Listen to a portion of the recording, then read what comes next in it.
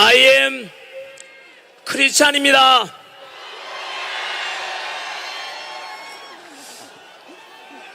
오늘 저는 제가 믿는 하나님의 말씀이 담긴 이 성경책에 손을 얹고 기도하는 마음으로 시작하겠습니다. 저는 하나님을 사랑합니다. 그리고 자유 대한민국을 사랑합니다.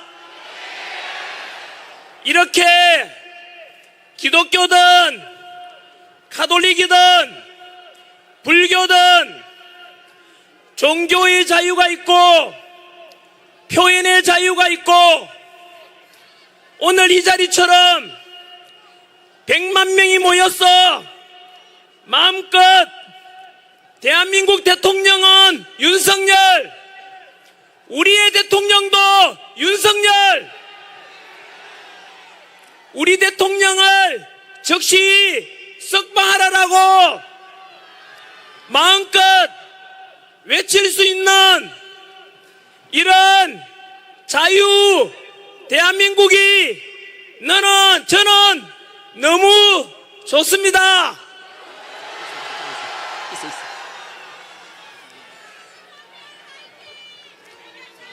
오늘 구전 날씨 때문에 저는 아무도 안 모여서 전한길 혼자서 우리 대통령 석방해달라고 저 혼자서 외롭게 강연할 줄 알았는데 놀랍게도 보시다시피 이 구전 날씨 속에 아랑곳하지 않고 전국 방방곳곳에서 모두가 한마음이 되어 우리 윤석열 대통령을 다시 직무 복귀시켜야 된다고, 그래서 다시 대한민국을 살려야 된다고, 그리고 우리 자식들에게 더 살기 좋은 대한민국을 물려줘야 한다는 애국심 하나로 이렇게 무려 100만 명이 자리에 모였습니다.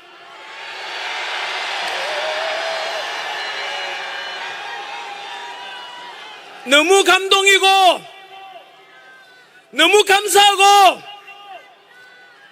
우리가 옳았습니다. 우리가 이겼습니다.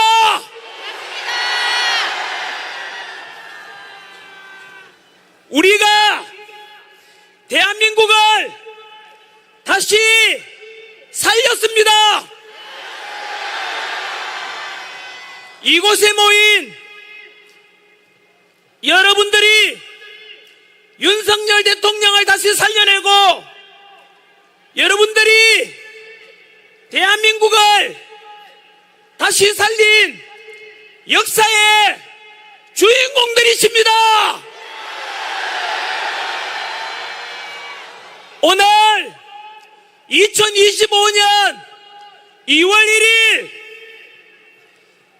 오늘은 침몰 직전에 대한민국을 살려낸 역사적인 한 페이지가 될 것입니다. 그 역사적인 현장에 여러분들이 함께하고 있다는 것이 그것에 대해서 자부심을 가져주십시오. 오늘 폭우가 내리더라도 저는 내려가지 않겠습니다.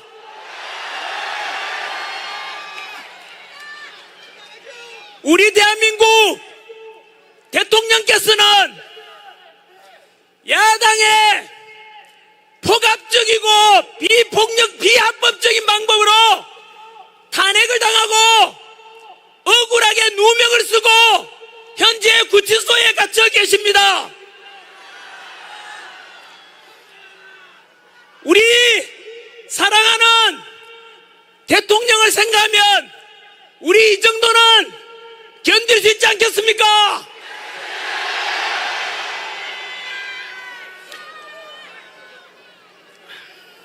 여러분들께서도 폭우가 내리더라도 끝까지 함께 하시겠습니까? 오늘 이 자리에 직접 참여하지 못한 대한민국 모든 국민들께 알려드립니다.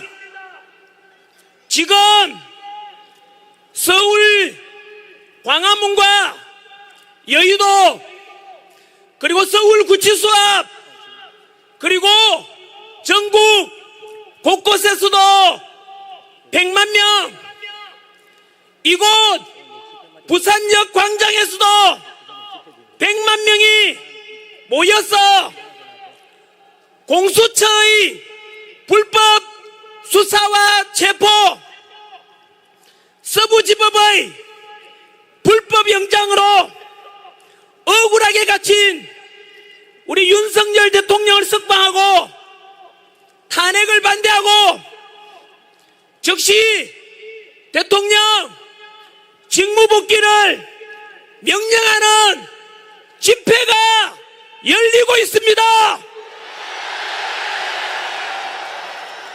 아마도 직접 여기에 참여하지는 못하는 우리 국민들께서도 마음만은 여기 있는 사람들과 모두 같을 것이라고 믿습니다. 맞습니다.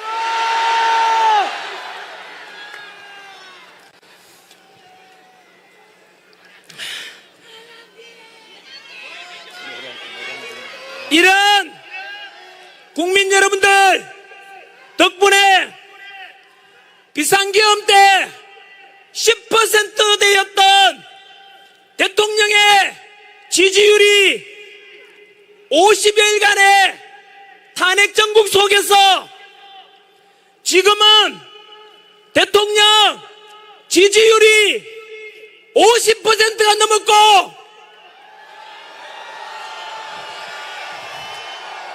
오늘이 지나면 60%에 도달할 것입니다.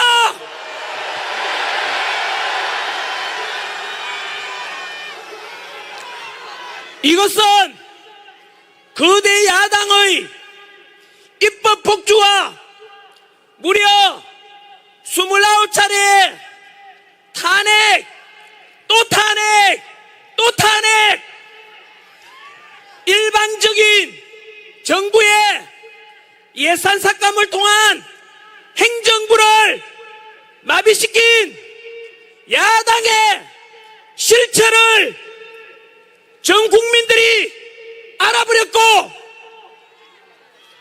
법치와 공정이 모두 무너뜨려지는 것을 국민들이 모두 보았고 대통령 불법 체포와 불법 구속을 보면서 저 민주당은 국가와 국민은 안중에도 없고 나라가 망하든 말든 오직 자신들의 권력 욕심뿐이라는 것을 모든 국민들이 알아버렸기 때문입니다.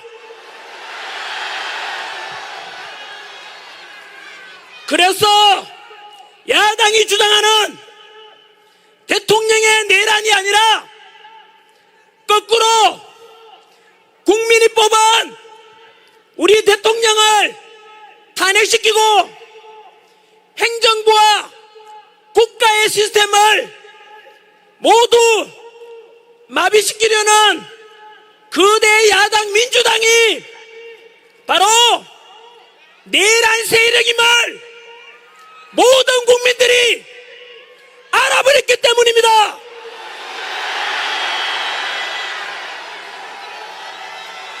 그래서 2030 제 제자들이자 제 자식 세대들 아닙니까? 2030 세대들 큰 소리로 고함만 외쳐주십시오.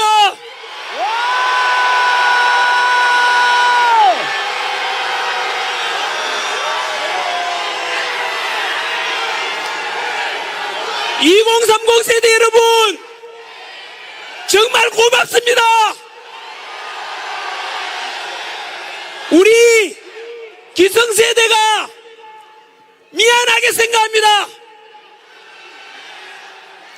그리고 대신에 행동을 옮겨지고 실천하는 이 땅에 공정하고 합리적이고 법과 절차가 지켜지는 이런 대한민국을 위해서 먼저 거리로 뛰쳐나오고 아스팔트 위에서 목소리를 먼저 내주셔서 너무 고맙습니다.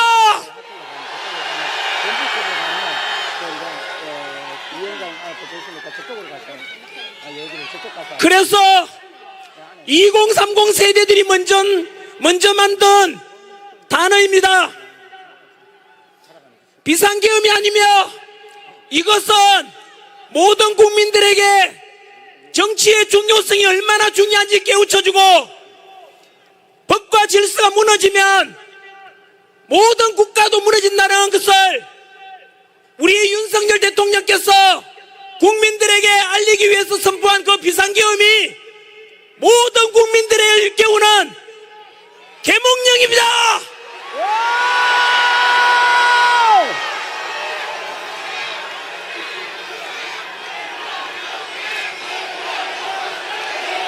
전환길은 외치지 말아 주십시오.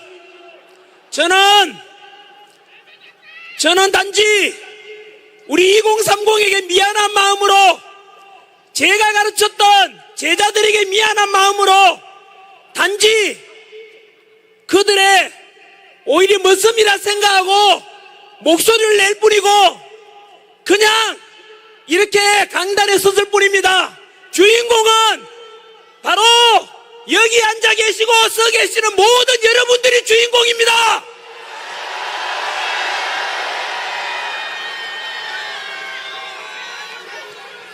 비상계엄을 통해서 그동안 감추어졌던 언론의 편파 보도의 적나라한 현실도 이번에 알게 되었고, 법치와 공정과 상식을 모두 무너뜨린 공수처와 서부지법의 불리한 재판관들, 그리고 헌법재판소의 실체까지도 모두 알려주게 된 계몽이라고, 저는 100% 저도 계몽령이라고 생각합니다. 그것이 곧 비상계엄 직후에 10%밖에 되지 않던 대통령 지지율이 지금 50%를 넘어간 것이 바로 그 증거 아니겠습니까? 대통령 지지율이 50%를 넘었고 오늘이 지나면 아까 말씀드린 대로 대통령 지지율이 60%를 넘게 될 것입니다. 그 역사의 현장이 바로 이곳입니다. 여러분들이 지금 대한민국 역사를 만들고 있습니다. 이 현장을 전국의 모든 국민들이 오늘 저녁 뉴스에 다 보게 될 것입니다. 대통령 지지율이 이렇게 올라가면 헌법재판소에서 절대로 대통령 탄핵 인용을 선고할 수가 없습니다. 왜냐하면 국민들 60%가 대통령의 직무복귀를 바라고 있는데 감히 헌법재판관들이 국민의 뜻을 거역할 수는 없을 것입니다. 만약 그들이 이러한 국민의 뜻을 거역한다면 그것은 우리 대한민국의 헌법 1조에 명시된 대한민국은 민주공화국이고 맞습니다. 모든 주권은 국민에게 있고 모든 권력은 국민으로부터 나온다는 우리 헌법, 대한민국의 헌법을 정면으로 위배하는 것이 되고 국민을 거역한 불의한 헌법재판관들은 대한민국의 반역자이며 헌법 정신을 유린한 민족의 역적으로 남게 될 것입니다.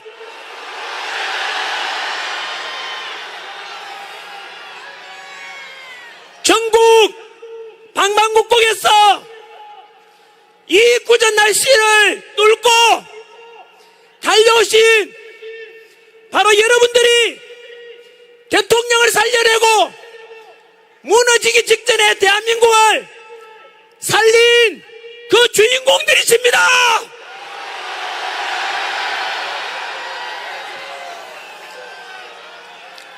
여기에 와 계시는 또 이 영상을 보시는 우리 언론 기자분들께 전하고 싶습니다.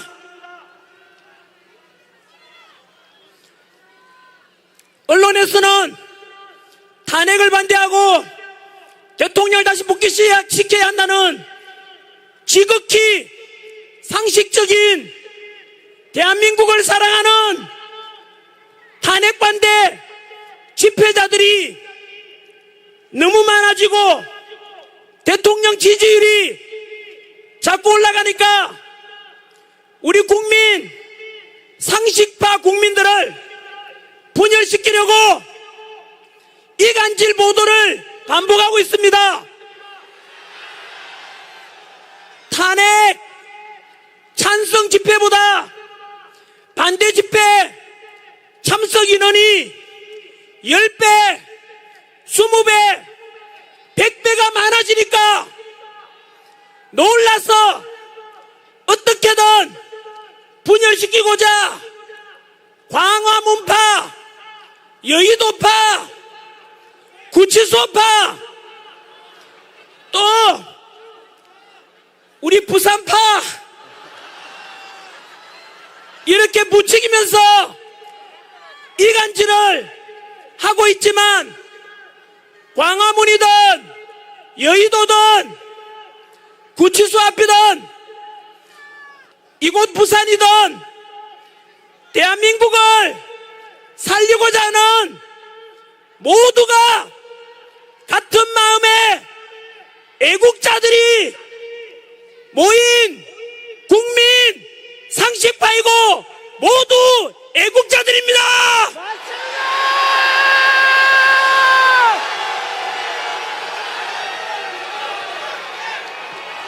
만약에 그럼에도 불구하고 자꾸 극우 세력이라고 하는 언론이 있다면은 그 언론들은 극좌파 언론이라고 보시면 됩니다. 그리고 그런 극좌파 가짜뉴스 퍼뜨리는 국민 분열을 부추기는 언론이라 생각하시고 찾아가서 댓글이나 방송사에 그따구로 하지 말라고 항의 전화도 하십시오. 그래서 더 이상은 우리 대한민국을 분열시키는 것이 아니라 제발 통합되도록 언론인의 양심을 걸고 좀 노력해 주십시오. 맞습니다.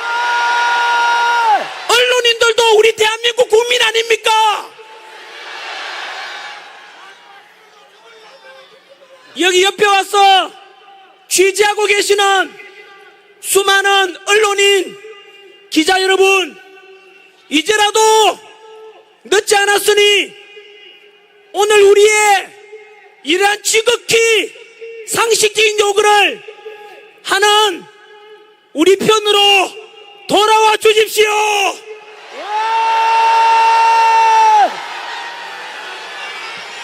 회개하고 돌아온다면 우리는 용서해드리고 다 같이 통합되면 대한민국의 발전과 국민의 통합에 함께 같이 동참해 주십시오. 언론인 여러분,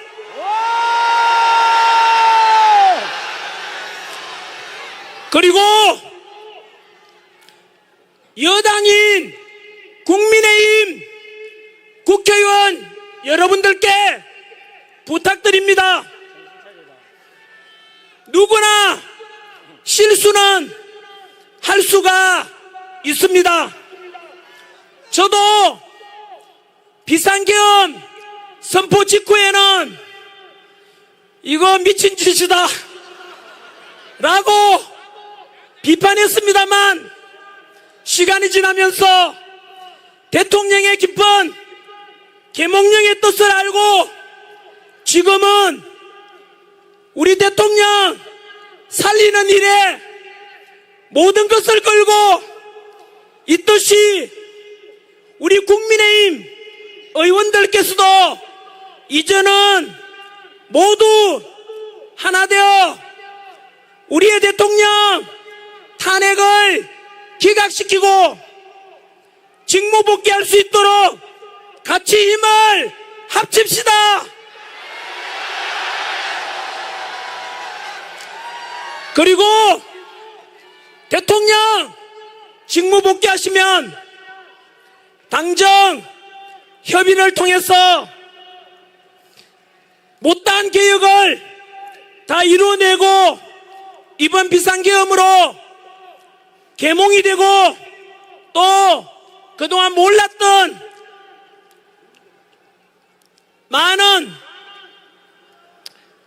것이 드러나는 선관위나 공수처나 사법부, 헌법재판소까지 함께 개혁을 해나가시고, 그리고 그 뒤로 현재 87년 만들어진 현재의 5년 단임제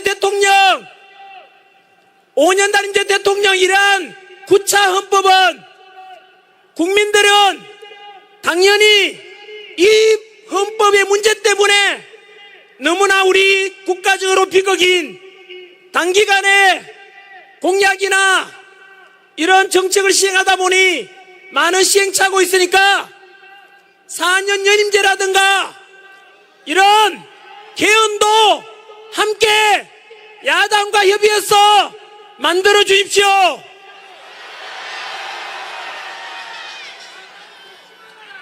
덧붙여 야당과 언론에서 부추기는 조기 대선은 없습니다.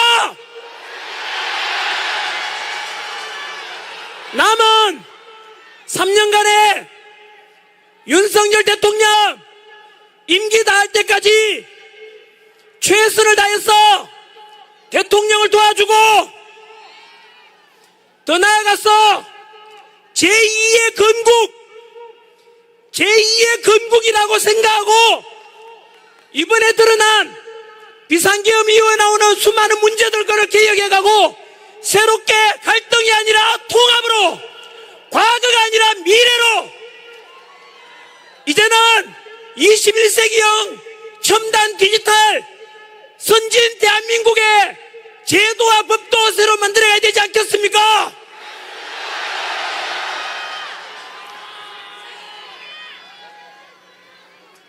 여기에 모인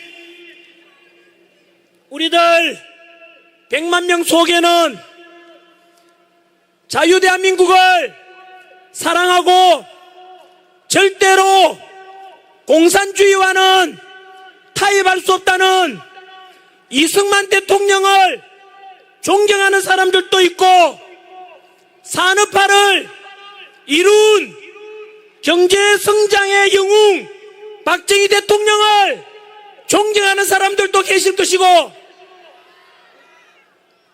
또 이 땅에 독재에 맞서서 민주화를 위해서 헌신하신 YS, DJ 이분들을 존경하는 분들도 계실 것이고,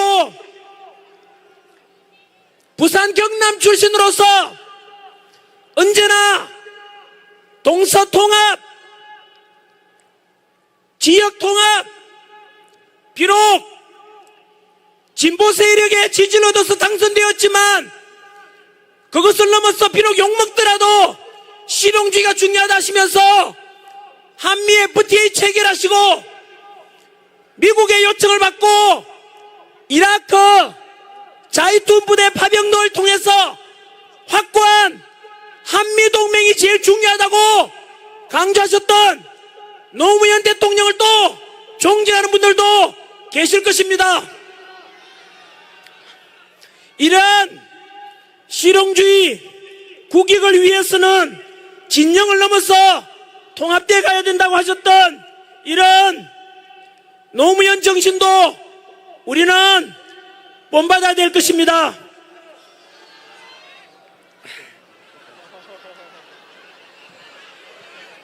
이렇게 다양한 생각을 가진 사람들이 모두가 하나가 되어 모든 국민들이 소망하는 윤석열 대통령 탄핵을 반대하고 즉시 직무 복귀시키라는 국민의 명령을 전달하려고 모인 우리 모두가 국민 상식파이며 대한민국을 사랑하는 국민들이 모인 통합 집회라고 생각합니다.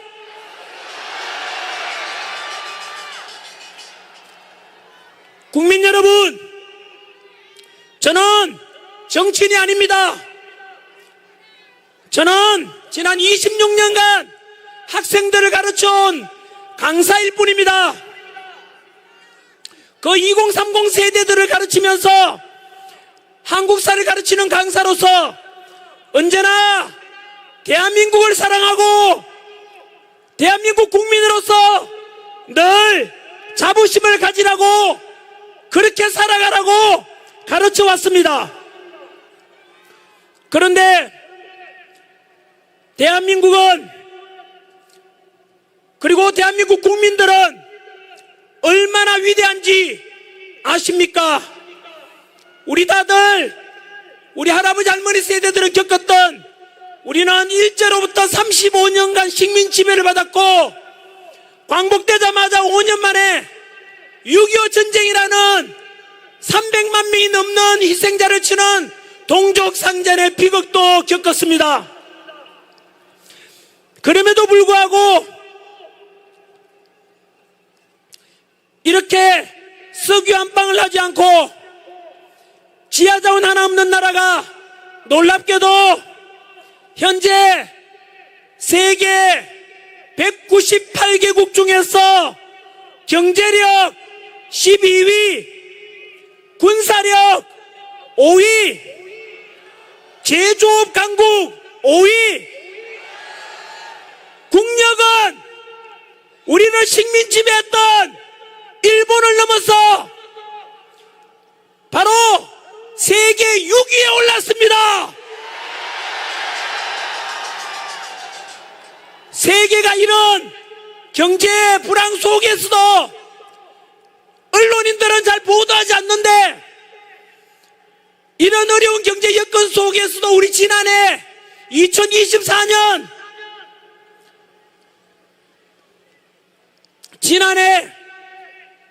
수출액은 무려 6,600억 달러로 사상 최고치를 경신했습니다.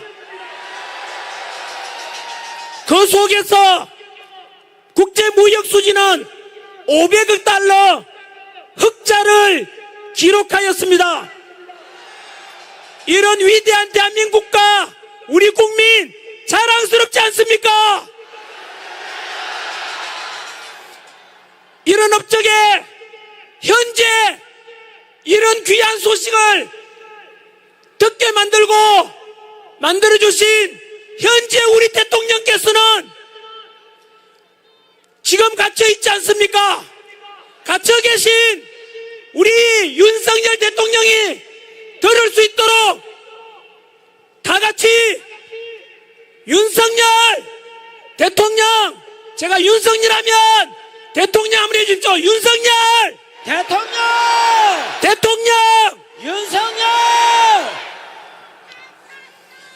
이렇게 세계에서 가장 가난했던 나라가 국력 6위에 오를 수 있었던 것은 당신께서는 못 먹고 못 입고 못 누리고 오직 국가와 가정과 자식 세대들 먹게 살게 하려고 불철주야 희생하고 헌신하신 우리 부모 세대들의 땀과 노력 덕분 아니겠습니까? 이제 늙어서 주름은 깊어지고 기력은 약해졌지만 우리는 우리 자식 세대들을 위해서 헌신하신 우리 부모 세대, 할아버지 할머니 세대의 감사함을 잊어서는 안 될 것입니다. 저희 아버지, 어머니 역시 마찬가지로 가난 속에서 평생 농사 지으시면서 자식 위해서 고생만 하시다가 저희 아버지께서는 크게 호강 한번 못 해보시고 이미 하늘나라로 가셨고, 저 시골 경산에는 저희 어머니 홀로 계십니다. 우리 2030 세대 여러분, 그리고 4050 세대 여러분, 모두 같은 마음으로 우리 자식들 위해서 헌신해 주신 우리 대한민국을 이만큼 먹고 살게 만들어 주신 우리 부모 세대분들, 할아버지 할머니 세대분께 감사의 뜻으로 뜨거운 박수를 한번 보내주십시오. 아버지, 어머니, 할아버지, 할머니 감사합니다.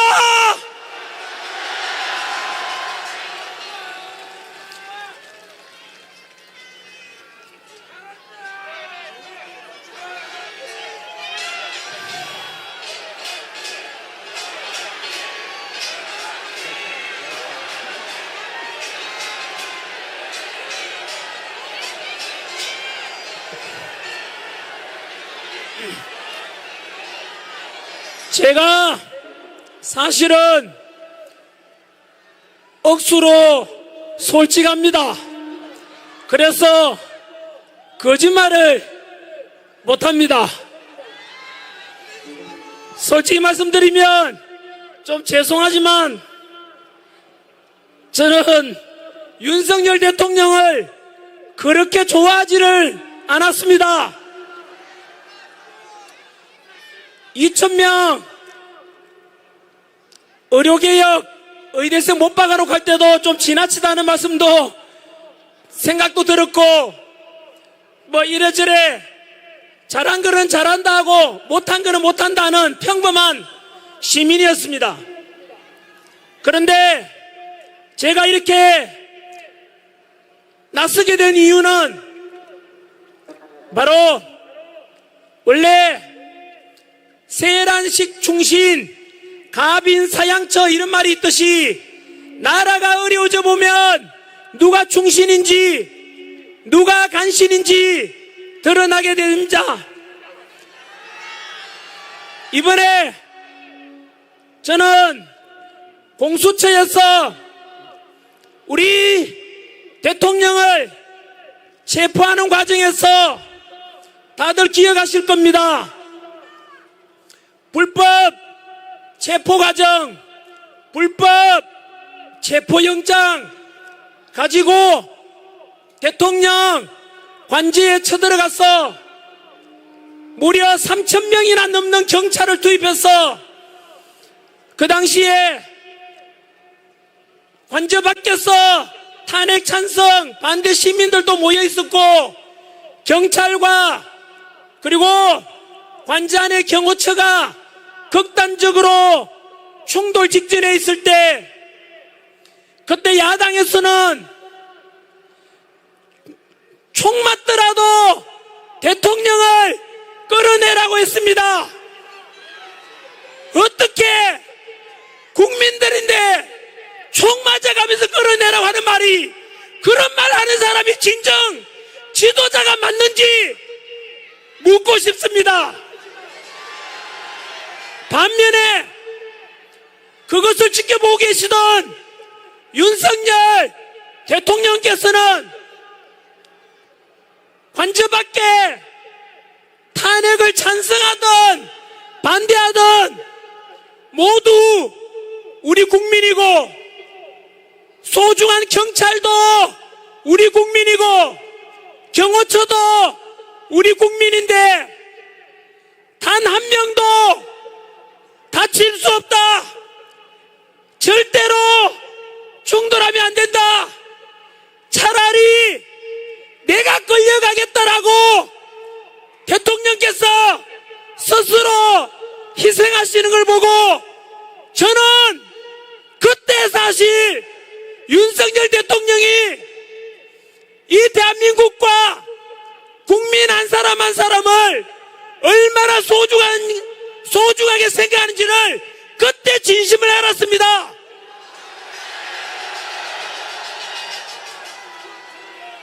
역사적으로도 어려운 상황에 처하게 되면 지도자 중에서는 자기만 살겠다고 아래 사람들을 희생시키는 못나고 나쁜 지도자가 있는 반면에 밑에 부하들을 살리겠다고 너무 귀하다고 지도자가 먼저 희생하시는 그런 지도자가 진정 우리가 따라가야 될, 본받아야 될 2030 세대들이 본받아야 될 그런 지도자가 되지 않겠습니까? 그 지도자가 누굽니까?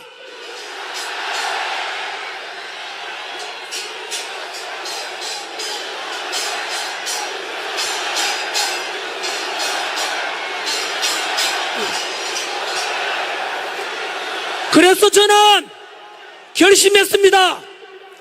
대통령께서 국민 한 사람 한 사람을 저렇게 귀하게 생각한다면 내비로 일개 국민이고 일개 시민이지만 내라도 나서서 저 대통령을 다시 살려야 되겠다고 결심하게 된 것입니다.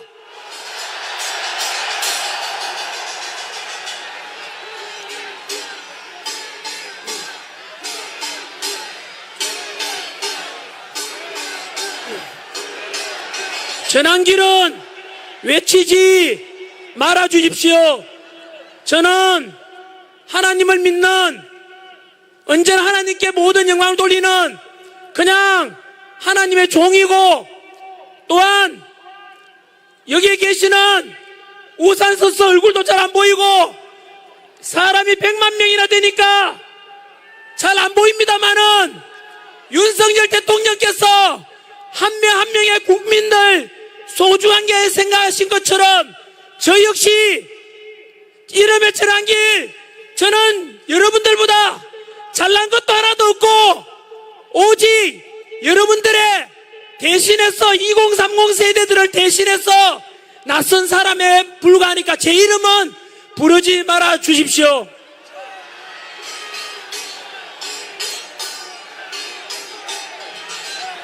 물 한 잔 마시고 이제 더 중요한 말씀을 드리겠습니다.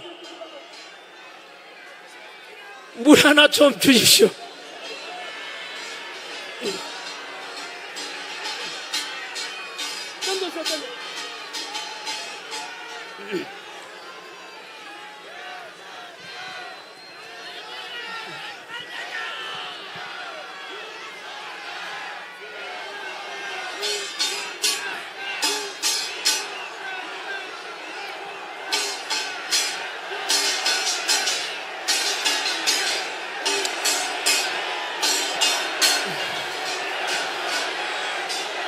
제가 54년간 살면서 1987 때 민주화운동 이후로, 그리고 지난 10월 27일 날 광화문, 서울역, 여의도에서 포괄적 차별금지법 제정을 반대하는 바로 12.7급 집회 100만 명 모인 이후로 저 솔직히 이렇게 많은 사람이 모인 거 처음 봅니다.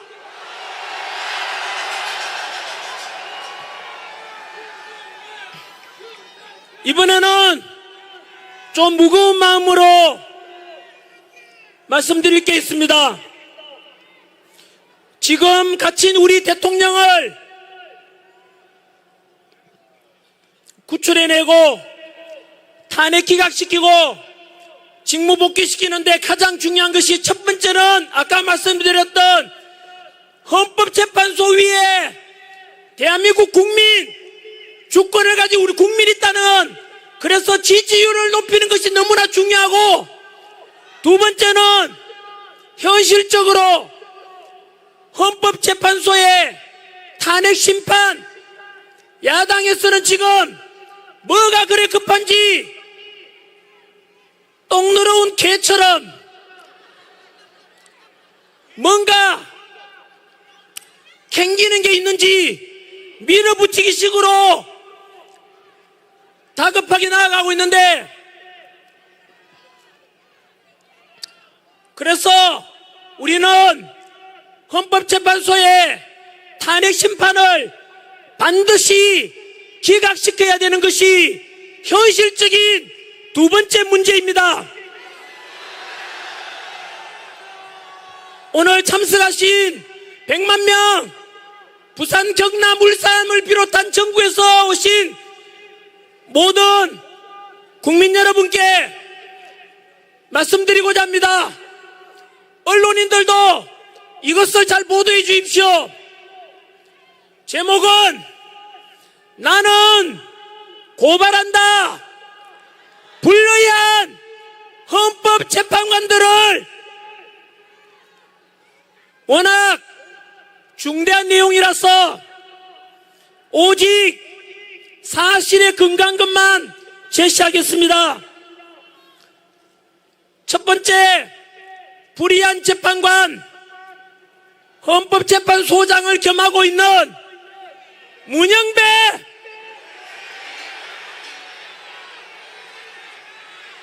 지금부터 불의한 재판관들은 존칭을 생략하겠습니다. 왜냐하면 이 불의한 재판관들이 그동안 저질렀을 듯한 많은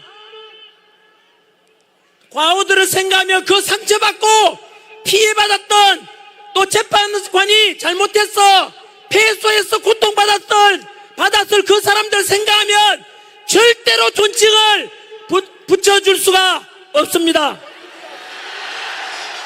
첫 번째, 문영배 불의한 재판관의 첫 번째 사실은 이재명 야당 대표와의 너무나 친분이 깊은 관계라는 것입니다. 하지만 언론에서 이렇게 말해도 헌법재판소에서는 개인적 관계로 헌법심리에, 재판심리에 영향이 없다라고 말했지만 도를 넘었습니다. 문영배 페이스북 팔로우하는 사람은 김재동, 김어준, 이재명. 그런데 이렇게 자신의 과오 또는 한쪽으로 치우친 사람이 발각이 되고 드러나게 되니까 페이스북 계정을 삭제해버렸습니다. 이것이 무엇을 의미하는지 아십니까? 법적으로는 증거인멸입니다.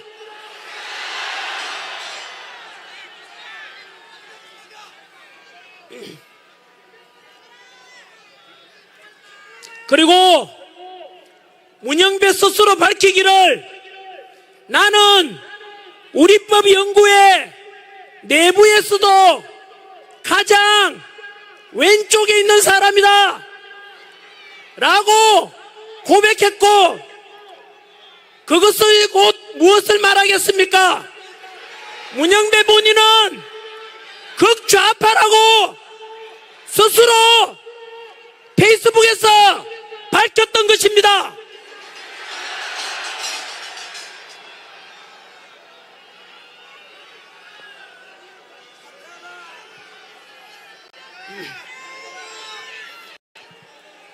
그리고 우리법 연구회가 도대체 어떤 것이냐? 역시 이번 비상계엄 이후로 우리가 새로 계몽을 통해서 알려진 단어가 바로 사법부 내의 사조직 우리법 연구회 후신 국제인권법 연구회 아닙니까? 그 우리법 연구회가 어떤 곳인지 단순한 독서나 연구 모임이 아니라 사법부 운영권을 장악해서 목표를 달성하는 행동하는 단체라고 당시 헌법재판관 국회 인사청문회 때 이 지역 출신 장제원 의원이 지적하였습니다. 이런 극단적으로 좌편향적인 국가관을 가지고 이재명과 친분이 두터운 이런 재판관이 과연 공정한 심판을 할 것이라고 믿는 사람이 과연 있겠습니까?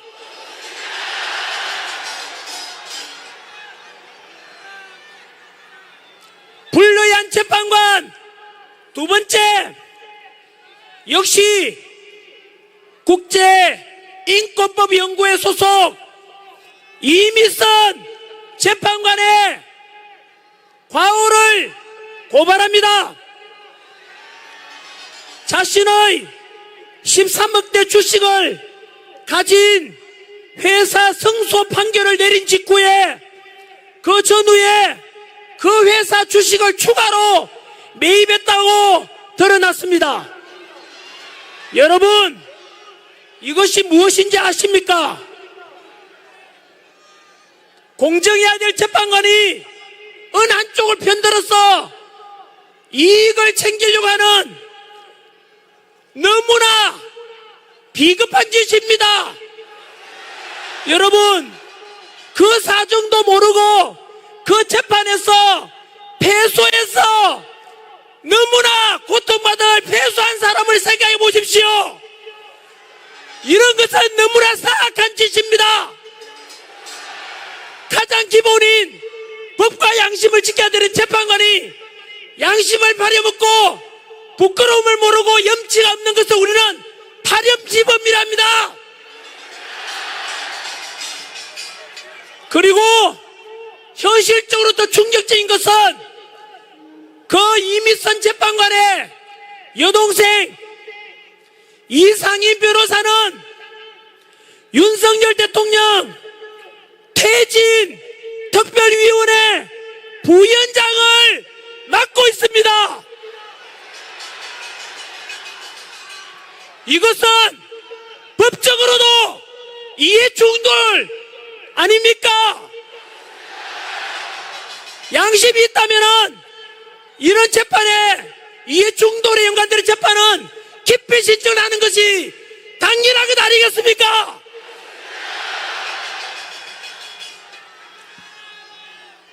불리한 재판관. 세 번째, 정정미 재판관입니다. 국회 인사청문회에서 대한민국의 주적이 누구냐라는 질문에 본인의 견해를 밝히는 것은 부적절하다고 답변했습니다. 여러분, 지금도 우리의 아들, 우리의 형제들이 휴전선에서 혹시나 침략해올 북한 공산당에 맞서서 목숨 바쳐 대비하고 있는데, 우리의 주된 적이 북한이라고 떳떳하게 말하지 못하는 이런 국가관이 없는 재판관이 어떻게 자유민주주의를 지키고자 하는 우리 대통령을 심판한다는 말입니까?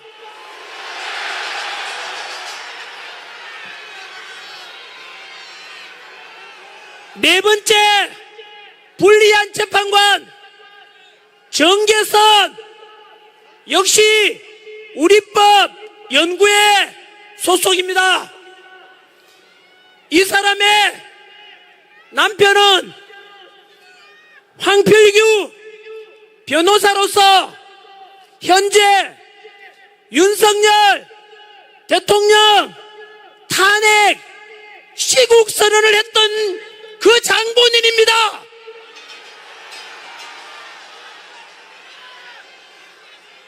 자기 여동생이, 친여동생이 현재 본인이 재판관으로 있는 심판의 아들, 거기에서 여동생이 한쪽을 편들고 대통령 탄핵을 주장하고 자신의 남편이 대통령 탄핵을 주장하는데, 어떻게 우리가 이들에게 어떻게 재판을 맡겨서 되겠습니까?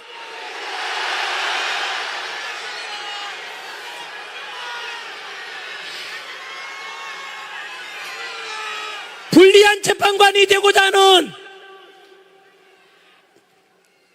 사람 40여, 현재 아시다시피 최상목 권한대행이 규정상, 관례상 여야 합의 없이 일방적으로 재판관을 임명할 수 없다고 하자 야당에서는 위헌 법률을 역시 헌법재판소에다가 신청했습니다. 그리고 오늘이 2월 1일이니까 이틀이 지나면 2월 3일입니다. 월요일 날이 되면 그날까지 헌법재판소에서는 아까 말씀드렸던 그 불의한 재판관 문영배를 중심으로 해서 2월 3일까지 위헌 법률 여부를 신속 판결하겠다라고 말했습니다. 이 말은 빨리 40역을 헌재에서 임명하겠다는 것인데, 왜 그렇게 서두르는지 아십니까? 40역이 누구인지 아십니까? 첫 번째는 또 그놈의 집단, 진보적이고 가장 좌파라고 했던 아까 문영배처럼 우리법 연구회 소속이며, 뉴스 보도에 의하면 40역은 사회주의 혁명 조직인 인민노련 핵심 멤버이자 우리법 연구회 출신이랍니다. 여러분, 이런 놈들이 어떻게 대한민국 최고의 헌법기관인 우리 헌법재판소의 재판관이 된다는 게 말이 됩니까?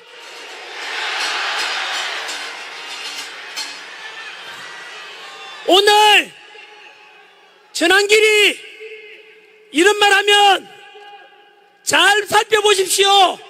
오늘이나 내일에 언론 보도에서는 전한길이가 이제 선관위에 이어서 헌법재판소에 대해서 음모론을 제기한다고 왜곡 보도할 것입니다. 여러분, 이것이 음모론입니까? 아니면 팩트, 사실에 근거한 것입니까? 제가 앞서 말씀드렸던 불리한 재판관 문영배, 이미선, 정정미, 정계선, 마은혁, 이들에 대한 과거 행적들과 지금 행해지는 일들은 모두 100% 사실에 근거한 것입니다. 또 언론에서는 오늘 우리가 이렇게 집회하고 나면 헌법재판소의 재판관들을 흔들고 불신을 조장하고 헌재 심판 결과에 대해서 미리 승복하지 않겠다는 사전 포석이라고 보도하는 언론이 있을 것입니다. 제대로 된 재판관들인지 아닌지 사실을 알리는 것이고, 그럼 이런 것을 말하지 않고 몰래 숨기고 헌법재판소 심판을 무조건 받아들이라고 하는 겁니까? 누가 먼저 잘못했습니까? 전환길이 먼저입니까? 불리한 재판관이 먼저입니까?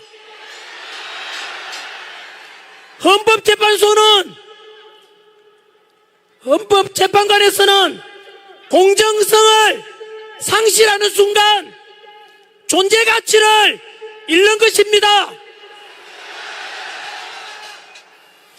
이제야 이해가 되지 않습니까? 헌법재판소에서 왜 그리 빨리 우리 대통령을 급하게 탄핵 심판하려고 하는지, 그리고 마은혁을 왜 빨리 임명하려고 하는지 퍼즐이 다 맞춰지지 않습니까? 그리고 우리 대통령에 대해서 이대로 두면 어떤 심판이 내릴지 예측 가능한 지난주에 헌재 탄핵 심판에 좋은 사례가 있습니다. 바로 출근한 지 2시간 만에 탄핵 소출받았던 이진숙 방통위원장에 대해서 아시다시피 지난주에 탄핵 기각이 되었지 않습니까? 그런데 충격적인 것은 그 재판의 내부를 들여다보면 아까 말씀드렸던 불의한 재판관 4인이 탄핵 인용, 다시 말하면 탄핵을 찬성했다는 뜻입니다. 놀랍지 않습니까? 여러분, 출근한 지 2시간도 돼서 업무도 시작하지 않았는데 탄핵 소추를 해서 또 그들만이 믿는 험지에다가 보내놓고는 심판 결과가 나왔는데 4대4가 나왔는데 그 탄핵 심판 인용했던 그 4인이 바로 그 불의한 재판관입니다. 어떻게 업무를 시작하지도 않았는데 탄핵을 찍겠다는 것은 그들은 우리가 믿어왔던 법과 헌법에 대한 판결이 아니라 자기들 정치 성향대로 그냥 판결 심판을 한 것입니다. 우리는 그동안 헌법재판소에 속아왔습니다.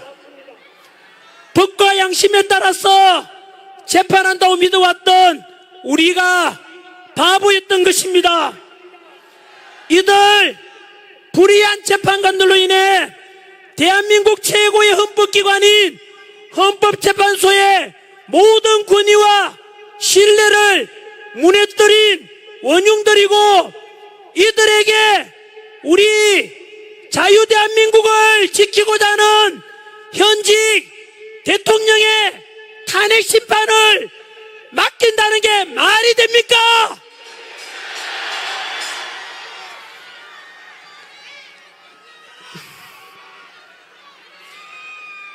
국민 위해서 군림하고자 하는 헌법재판관들에게 국민의 뜻으로 명령합니다.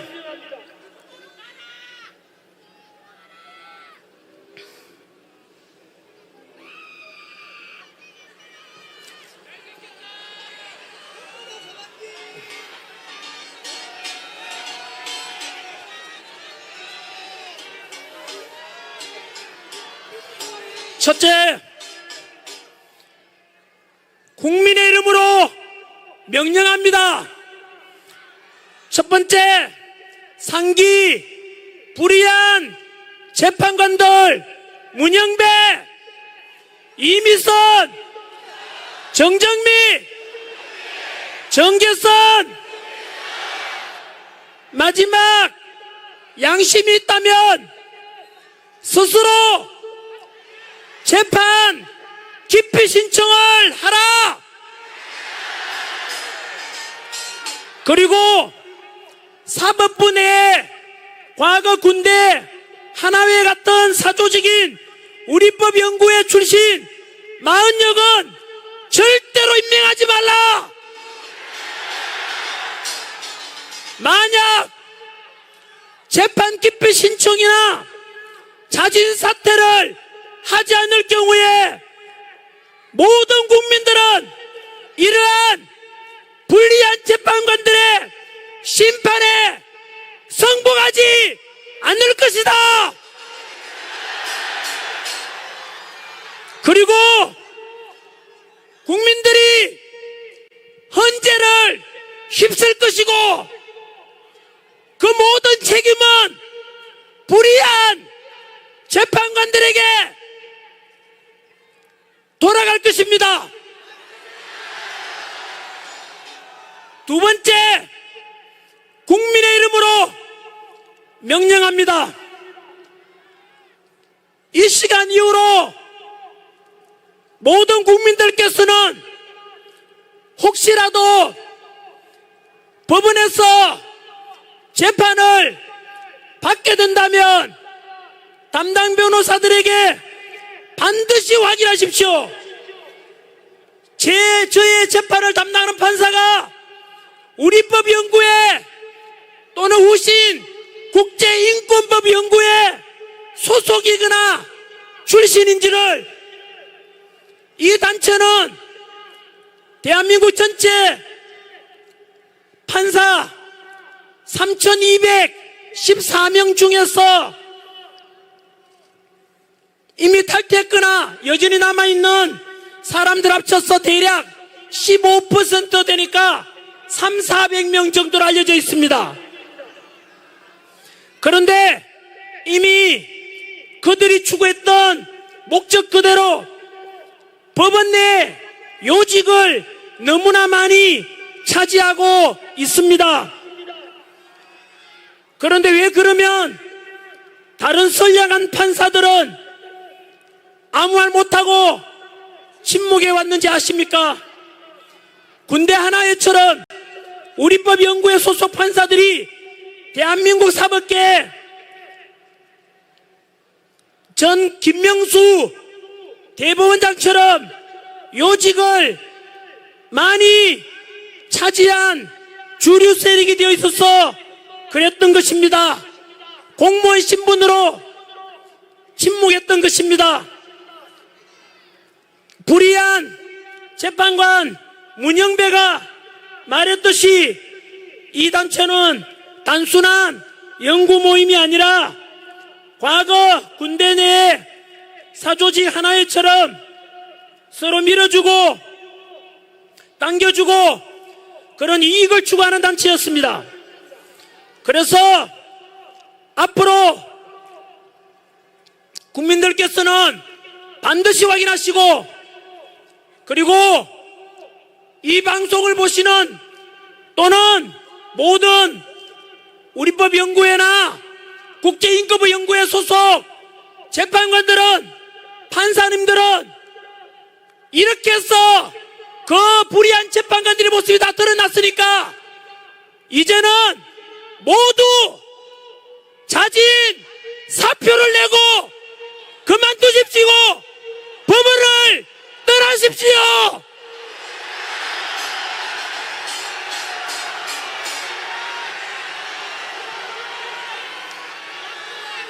그동안 많이 해먹었지 않습니까?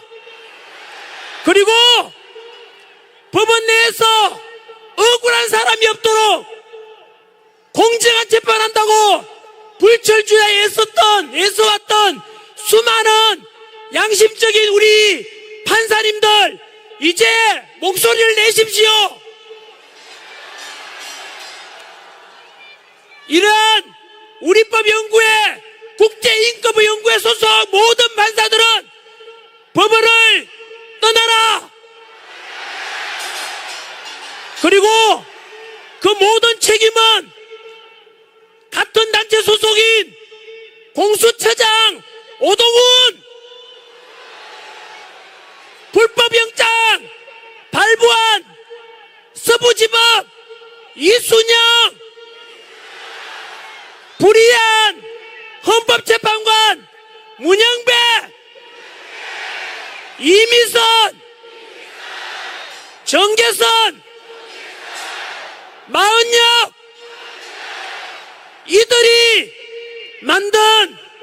이들이 그동안 행해왔던 국민들에게 준 엄청난 혼란과 고통에 대한 모든 책임을 너희 단체들이 지라고.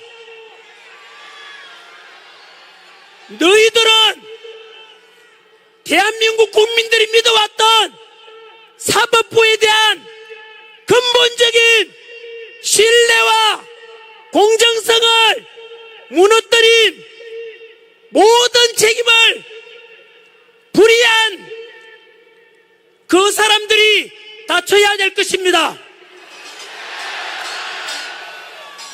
국민 여러분, 플라톤이 말하기를 정치를 외면한 가장 큰 대가는 가장 저질스러운 인간들에게 지배당하는 것이라고 했습니다.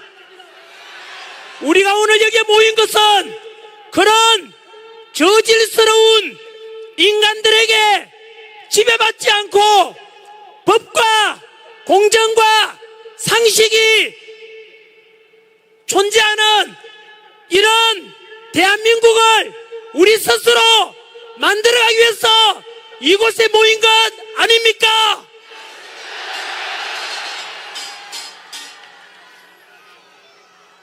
서서히 정리하겠습니다.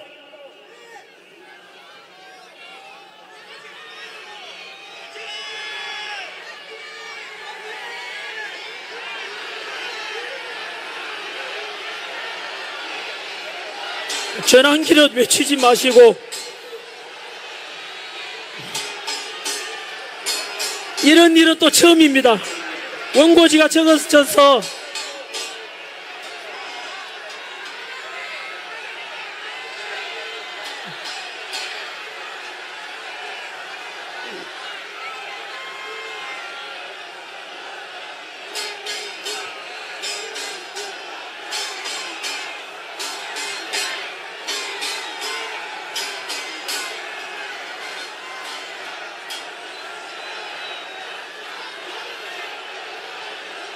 됐습니다.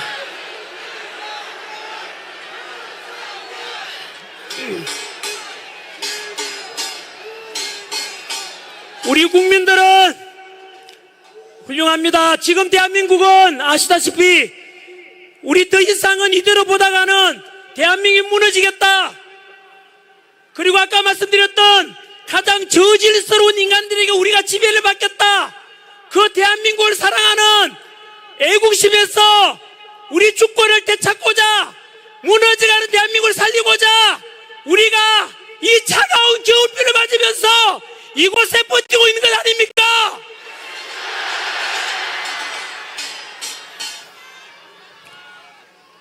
어제 대통령 변호인단에 석동현 변호사님께서 전화를 걸어왔습니다. 윤석열 대통령께서 우리가 지금 광화문에서, 여의도에서, 구치소 앞에서, 또 오늘은 부산에서 이렇게 윤석열 대통령 탄핵 기각시키고 얼른 빨리 대통령으로서 직무 복귀하기를 간절히 바라고 목소리 내고 있다는 것에 대해서 대통령께서 다 아시고는 너무 고맙다고, 우리 국민밖에 없다고 여러분들께 전해달라고 저에게 전화해 왔습니다.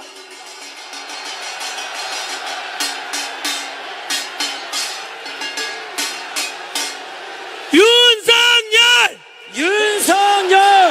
대통령 윤석열 대통령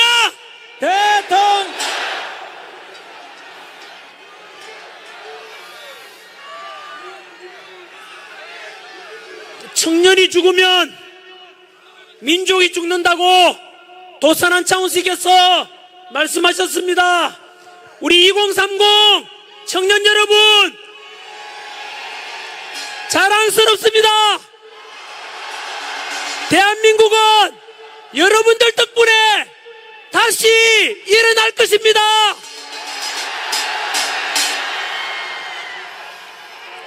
슬픔도 노여움도 없이 살아가는 자는 대한민국을 사랑하지 않는다고 했습니다.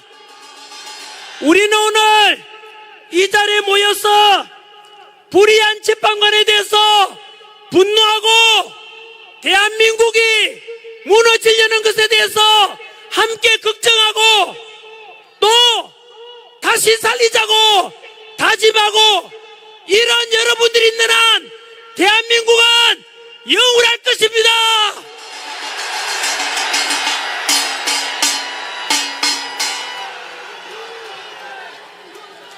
다 같이 애국가 크게 한번 불러서 구치소에 계신 우리 윤석열 대통령께서 들리도록 큰 소리로 한번 불러봅시다.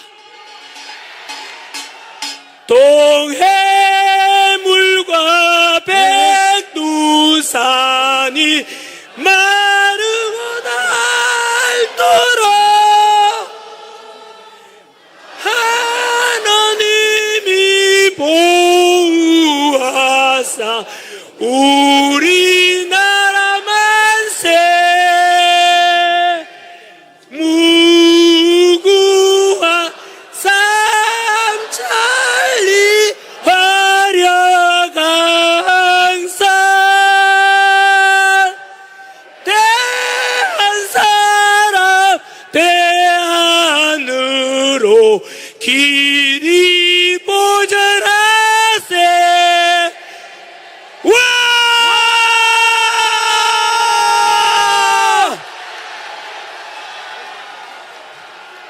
끝으로 구한번 외치고 가겠습니다.